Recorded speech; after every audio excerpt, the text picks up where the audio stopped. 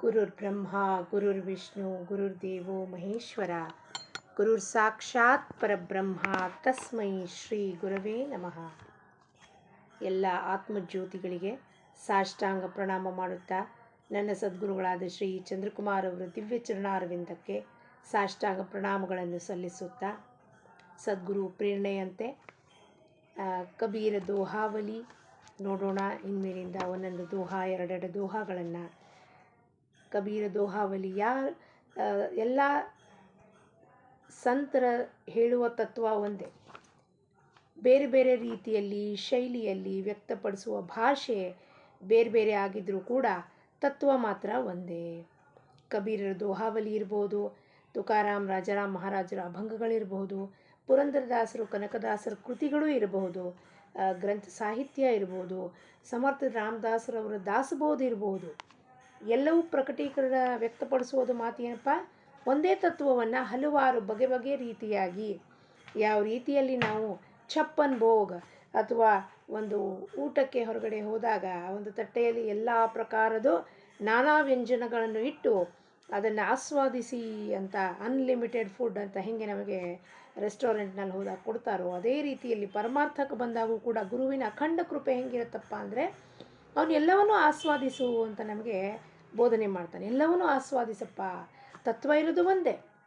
ಆದರೆ ಕಬೀರ ದೋಹಾವಲಿ ಆಸ್ವಾದಿಸು, ಅಭಂಗಗಳನ್ನು ಆಸ್ವಾದಿಸು, ಅದರ ರುಚಿ ನೋಡು, ಇದರ ರುಚಿ ನೋಡು, ಎಲ್ಲ ಥರದ್ದು ತಮ್ಮದೇ ಆದ ಒಂದು ರುಚಿ, ವೈಶಿಷ್ಟ್ಯ, ಒಂದು ರಸ ತುಂಬಿರುತ್ತೆ, ಭಕ್ತಿಪೂರ್ಣವಾಗಿರುತ್ತೆ. ಹಾಗಾಗಿ ಎಲ್ಲವನ್ನೂ ನಾವು ತಗೋಬೇಕು. ಯಾಕೆಂದರೆ ಈ ಜ್ಞಾನ ಭಕ್ತಿ ಅಂದರೆ ಇದು ಸಾಗರದಂತೆ ವಿಶಾಲವಾಗಿರೋದು. ನಾವು ಅದ್ರಲ್ಲಿ ಚಮಚ ತೊಗೊಂಡು ಹೋಗ್ಬೋದು, ಬಕೀಟ್ ತೊಗೊಂಡು ಹೋಗ್ಬೋದು, ಒಂದು ಟಬ್ ತೊಗೊಂಡು ಹೋಗ್ಬೋದು, ಆರ್ ನಾವು ಹೋಗಿ ಮುಳುಗ್ಬಿಡ್ಬೋದು ಅದರಲ್ಲಿ. ಅದು ನಮಗೆ ಬಿಟ್ಟಿದ್ದು. ಕಬೀರರ ಕಿರುಪರಿಚಯಲ್ಲಿ ಕಬೀರರು ಯಾರಿದ್ರಪ್ಪ, 15ನೇ ಶತಮಾನದಲ್ಲಿ ಅವತಾರ ತಗೊಂಬಂದಿದ್ದ ಸಂತರು ಮತ್ತು ಸಮಾಜ ಸುಧಾಕರು, ಒಂದು ರಹಸ್ಯಮಯವಾದ ಕವಿ ಇದ್ದರು. ಅವರು ಎಲ್ಲ ಒಂದು ಈ ಅಂಧವಿಶ್ವಾಸದ ವಿರೋಧ ಅಥವಾ ಜಾತಿಪಾತಿ ವಿರೋಧ, ಅಧರ್ಮ ಯಾರು ಮಾಡ್ತಿದ್ರು ಅದರ ವಿರೋಧ ಮಾಡಿ ಧರ್ಮ ಸಂಸ್ಥಾಪನೆಯನ್ನು ಮಾಡಿದ್ದು. ಎಲ್ಲ ಕಡೆಯೂ ಪರಮಾತ್ಮ ಅಚರ ವಸ್ತುಗಳಲ್ಲಿ ವ್ಯಾಪಿಸಿದ್ದಾನೆ ಅಪ್ಪ ಅನ್ನೋದನ್ನು ಅವ್ರು ತೋರಿಸ್ಕೊಟ್ರು. ತತ್ವವಾದಿ ಇದ್ದರು. ಹಾಗಾಗಿ ಎಲ್ಲಿ ನಿಂತ ಕೂಡಲೇ, ಎಲ್ಲೇ ಒಂದು ಪ್ರಸಂಗ ಕಂಡು ಕೂಡಲೇ ಅದ್ರ ಮೇಲಿಂದ ಅವ್ರು ದೋಹಾ ರಚನೆ ಮಾಡೋಕ್ಕೆ ಪದ್ಯ ರಚನೆ ಮಾಡೋಕ್ಕೆ ಶುರು ಮಾಡ್ತಿದ್ರು. ಹಾಗಾಗಿ ಕಬೀರ ಗುರುಗಳು ರಾಮಾನಂದ ಸ್ವಾಮಿ, ಆ ಸಮಯದಲ್ಲಿ ಕಾಶಿನಲ್ಲಿದ್ದ ರಾಮಾನಂದ ಸ್ವಾಮಿಗಳು, ಅವರಿಗೆ ಭಾಳ ಇಚ್ಛೆ ಇತ್ತು ಅವರನ್ನು ಗುರು ಮಾಡ್ಕೋಬೇಕು ಅಂತ. ಒಮ್ಮೆ ಹೋಗಿ ನಿತ್ಯ ಬೆಳಗ್ಗೆ ಅವರು ಸ್ನಾನಕ್ಕೆ ಹೋಗುವಾಗ ಇವ್ರು ಹೋಗಿ ಅಲ್ಲಿ ಮೆಟ್ಲ ಹತ್ರ ಮಲ್ಕೊಂಡ್ಬಿಟ್ಟಿರ್ತಾರೆ. ಆವಾಗ ಅವ್ರು ಬಂದು ಅವ್ರ ಪಾದ ಇವ್ರ ಎದೆ ಮೇಲೆ ಇಟ್ಟಾಗ ರಾಮ್ ರಾಮ್ ರಾಮ್ ಅನ್ನೋದು ಬಿಡ್ತಾರೆ. ಅದನ್ನೇ ಗುರು ಮಂತ್ರ, ಗುರು ದೀಕ್ಷೆ ಅಂದ್ಕೊಂಡ್ಬಿಟ್ಟು ಅಂದಿನದಿಂದ ಅವರು ರಾಮ ರಾಮ ರಾಮ ರಾಮ ರಾಮ ಅಂತಿರ್ತಾರೆ. ಆ ರಾಮ ಅವನು ಬಂದು ಕಬೀರರು ಕೆಲಸ ಮಾಡ್ತಿರ್ತಾನೆ ಅಂತ ಹಲವಾರು ದೃಷ್ಟಾಂತಗಳಲ್ಲಿ ಅವರ ಚರಿತ್ರೆಯಲ್ಲಿ ಕಂಡುಬರುತ್ತದೆ. ಅವರು ರಾಮನ ಧ್ಯಾನ ಮಾಡ್ತಿರ್ತಾರೆ, ರಾಮ ಅವನ ಕೆಲಸ ಮಾಡ್ತಿರ್ತಾರೆ. ಹಾಗಾಗಿ ನಾವು ಕಬೀರ ದೋಹಾವಲಿಯಿಂದ ದೋಹಾನ ನೋಡೋಣ. ಪ್ರತಿಯೊಂದು ಒಂದು ಎಲ್ಲವೂ ಸಮಾವಿಷ್ಟವಾಗಿದೆ. ಗುರು ಹೆಂಗಿರ್ತಾನೆ, ನಿರ್ಗುಣ ಸಗುಣ ಭಕ್ತಿ ಹೆಂಗೆ, ಸಂತರು ಹೆಂಗಿರ್ತಾರೆ, ಯಾವ ರೀತಿಯಲ್ಲಿ ಅಂದರೆ ಎಲ್ಲವೂ ವಿಂಗಡಣೆ ಮಾಡಿ ದಾಸಬೋಧದಲ್ಲಿ, ಸಮರ್ಥ ದಾಸಬೋಧದಲ್ಲಿ ಹೆಂಗೆ ಮಾಡಿದಾರೋ ಅದೇ ರೀತಿಯಲ್ಲಿ ಇದರಲ್ಲೂ ಕೂಡ ಭಗವಂತನನ್ನು ಹೆಂಗೆ ನೆನೆಸಬೇಕು, ನಮ್ಮ ಮಾತು ನುಡಿಗಳು ಹೆಂಗಿರಬೇಕು, ಸ್ಪೀಚ್ ಮತ್ತು ನಿರ್ಭಯತೆ ಹೆಂಗಿರಬೇಕು, ಮತ್ತು ಸ್ವಾರ್ಥರಹಿತವಾಗಿ ಹೆಂಗಿರಬೇಕು, ಆ್ಯಂಗರ್, ಗ್ರೀಡ್ ಏನೇನಿದೆಯೋ ಎಲ್ಲದ್ರ ಮೇಲೂ ಅವರು ದೋಹಾನ ಮಾಡಿದ್ದಾರೆ. ಹಾಗಾಗಿ ನೀವು ಸೇರಿ ನಿತ್ಯವಾಗಲೂ ಒಂದೊಂದು ಎರಡೆರಡು ಎಷ್ಟಾಗುತ್ತೋ ಅಷ್ಟರ ದೋಹಾನ ನೋಡೋಣ. ಏನು ಹೇಳ್ತಪ್ಪ ಮೊದಲನೇ ದೋಹಾ, ಗುರು ಗೋವಿಂದ ಕರಿ ಜಾನಿಯೇ ರಹಿಯೇ ಶಬ್ದ ಸಮಾಯ್, गुरु गोविंद करी जानिए रहिए शब्द समाय, मिले तो दंडवत बंदगी नहीं पल पल ध्यान लगाए कबीरा, नहीं पल पल ध्यान लगाए.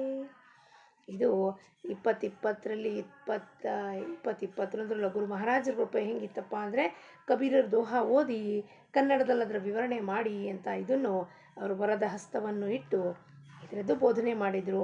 ಹಾಗಾಗಿ ಅದು ಗುರು ಕೊಟ್ಟಿದ್ದ ಕೆಲಸವನ್ನು ಮಾಡುವಾಗ ಅತ್ಯಂತ ಆನಂದಪೂರ್ವಕವಾಗಿ ಈ ಶಬ್ದಗಳನ್ನು ಅವರು ಹೊರಳಿಸ್ತಾರೆ. ಹಾಗಾಗಿ ಎಲ್ಲರೂ ಸೇರಿ ನೋಡೋಣ ಏನು ಹೇಳ್ತಾರೆ ಕಬೀರರು ಅಂತ. ಕಬೀರರು ಹೇಳುತ್ತಾರೆ, ಗುರು ಗೋವಿಂದ ಕರಿ ಜಾನಿಯೇ ರಹಿಯೇ ಶಬ್ದ ಸಮಾಯ್. ಗುರು ಹಾಗೂ ಗೋವಿಂದ ಇಬ್ಬರೂ ಒಂದೇ. ಪರಮಾತ್ಮನ ನಿರ್ಗುಣ ನಿರಾಕಾರ ಅಸ್ತಿತ್ವದ ಇರುವಿಕೆ ನಮಗೆ ಇರುವುದಿಲ್ಲ. ಆ ಅಸ್ತಿತ್ವದ ಇರುವಿಕೆಯನ್ನು ಮಾಡಿಸ್ಕೊಡ್ಲಿಕ್ಕೆ ಸ್ವತಃ ಪರಮಾತ್ಮನೇ ಗುರು ರೂಪದಲ್ಲಿ ನಮ್ಮ ಕಣ್ಣು ಮುಂದೆ ಬಂದು ನಿಂತಾಗ ಅವನಲ್ಲಿ ಭೇದ ಮಾಡಬೇಡಿ. ಗುರು ಹಾಗೆ ಗೋವಿಂದ ಇಬ್ಬರೂ ಒಂದೇ. ಒಬ್ಬ ಮನುಷ್ಯನು ಗುರು ಮಾಡಿಕೊಂಡಾಗ ನಾವೇನು ಮಾಡಬೇಕಪ್ಪ, ಸದಾ ಸರ್ವದಾ ಅವರ ಜ್ಞಾನದ ಒಂದು ಆವರಣದಲ್ಲಿ ನಾವೆಲ್ಲರೂ ಸತತವಾಗಿ ಅವರೇನು ನಮಗೆ ಬೋಧನೆಯನ್ನು ಮಾಡಿರ್ತಾರೋ ಆ ಬೋಧನೆಯ ಆವರಣದಲ್ಲಿ ಕವಚದಲ್ಲಿ ನಾವು ಯಾವಾಗಲೂ ಸುರಕ್ಷಿತವಾಗಿ ಆ ಬೋಧನೆಯನ್ನು ನೆನೆಸ್ತಾ ಇರಬೇಕು. ಯಾವಾಗ ನಮಗೆ ಗುರುಗಳು ಕಂಡು ಬರುತ್ತಾರೋ, ನಮ್ಮ ಜೀವನದಲ್ಲಿ ಗುರುಗಳ ಪ್ರವೇಶ ಆಗುತ್ತದೆಯೋ, ನಮ್ಮನ್ನು ಉದ್ಧಾರ ಮಾಡಲಿಕ್ಕೆ ಪ್ರವೇಶ ಮಾಡ್ತಾರವರು. ಆವಾಗ ಸಗುಣದಲ್ಲಿ ಬಂದಾಗ ನಾವೇನು ಮಾಡಬೇಕಪ್ಪ, ನಮ್ಮನ್ನು ನಾವು ನಮ್ಮ ಮಸ್ತಕವನ್ನು ತಗೊಂಡು ಹೋಗಿ ಅವರ ಚರಣಕ್ಕೆ ಸಮರ್ಪಣೆ ಮಾಡಬೇಕು. ಹಾಗೂ ನಾವು ನಮ್ಮನ್ನು ಉದ್ಧಾರ ಮಾಡುವಂಥ ಪ್ರಾರ್ಥನೆ ಮಾಡಬೇಕು. ಮಿಲೇತೋ ದಂಡವತ್ ಬಂದಗಿ ನಹಿ ಪಲ್ ಪಲ್ ಧ್ಯಾನ ಲಗಾಯೆ.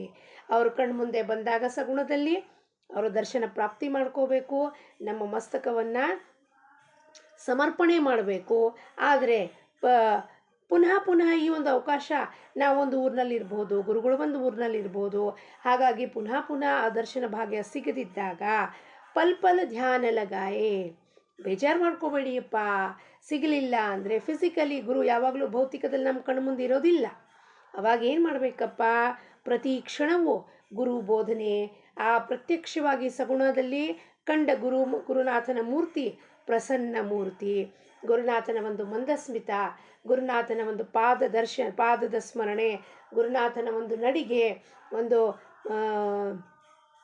ಸುಹಾಸ್ಯವದನ, ಅವನು ಹೇಳ್ತಾ ಇರುವ ಶಬ್ದಗಳು ಏನು ಅಮೃತ ಧಾರೆಯಂತೆ ಸುರಿತಾ ಇದೆ, ಆ ಶಬ್ದದ ಕಡೆ ನಮ್ಮ ಗಮನವನ್ನು ಕ್ಷಣಕ್ಕೂ ನಾವು ಗುರು ನಮಗೆ ಕಣ್ಮುಂದೆ ಬರಲಿದ್ದಾಗ ಮನಸಾರೆ ಮಾನಸಿಕವಾಗಿ ಅವನು ಧ್ಯಾನವನ್ನು ಕ್ಷಣಕ್ಕೂ ಮಾಡಿದಾಗ ನಮ್ಮ ಮನಸ್ಸು ಶುದ್ಧ ಪವಿತ್ರ ಆಗಿ ಅವನ ಚರಣಕ್ಕೆ ಸಮರ್ಪಣೆ ಆಗುವಂಥದ್ದು ಅರ್ಹತೆಯನ್ನು ಪ್ರಾಪ್ತಿ ಮಾಡಿಕೊಳ್ಳುತ್ತದೆ ಅನ್ನೋದನ್ನು ಈ ದೋಹದ ಮುಖೇನ ಕಬೀರರು ನಮಗೆ ಬೋಧನೆ ಮಾಡುತ್ತಾ ಇದ್ದಾರೆ. ಸದ್ಗುರು ಚರಣಾರವಿಂದಾರ್ಪಣಮಸ್ತು. ಜೈ ಕಬೀರ್.